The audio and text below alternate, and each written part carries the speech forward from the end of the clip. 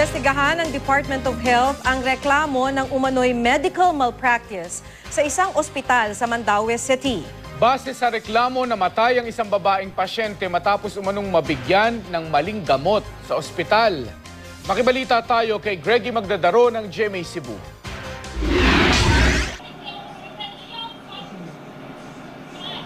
Sa video, nakuha mismo ng anak ng pasyenteng si Jocelyn Cole Flores nung dinala ito sa Mandaue City Hospital nitong Enero 2. Makikita ang tila pagwawala ng pasyente matapos itong mabigyan ng gamot ng isang medical personnel. Dinala si Jocelyn sa ospital dahil sa pabalik-balik na lagnat at labis na panghihina. Duda ng mga kaanak ng biktima, mali ang gamot na ibinigay kay Jocelyn kaya lalong lumala ang kalagayan nito. Pero makalipas ang 30 minuto, namatay si Jocelyn. Nakalagay sa death certificate na ruptured cerebral aneurysm ang ikinasawi ni Jocelyn. Hindi ito matanggap ng kanyang pamilya. Storya sa akong igaagaw po nga iyang maguwang niingon nga kalaang Dok, nganong naglisita makadok nga wa pa man kay laboratory nya murag ni kuan ko no ang doktor siya murag ni hangad ba. Ang asawa ni Jocelyn, si Cesar, napauwi ng di oras galing Saudi Arabia matapos matanggap ang masamang balita. Si Cesar din ang nag-upload ng video ng kanyang may bahay sa Facebook.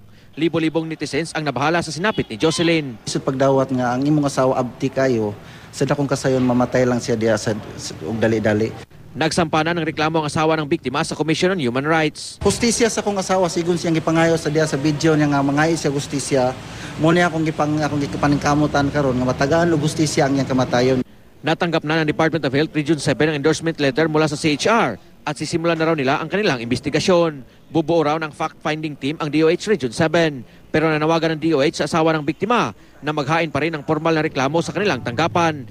Isa raw sa alamin ng DOH ang posibleng medical malpractice sa panig ng mga nurse at doktor na sumuri sa pasyente. Kung maingon man ganing malpractice, i-forward siya sa Philippine Medical Association, PMA, and the specialty societies kung unsa ni siya nga asa gid siya ni bilong. Ayon naman sa pamunuan ng Mandaue City Hospital, sinimulan na nila ang sarili nilang investigasyon. Kabilang daw sa inimbestigahan ang 2 doktor at 3 nurses ng ospital na tumingin sa pasyente. Ganoon pa man, iginiit ng ospital na hindi sila nagpabaya. As of now, all I can tell you is there's no complaint and there's nothing to worry about because on our part, we did our best, we did the right thing on the patient.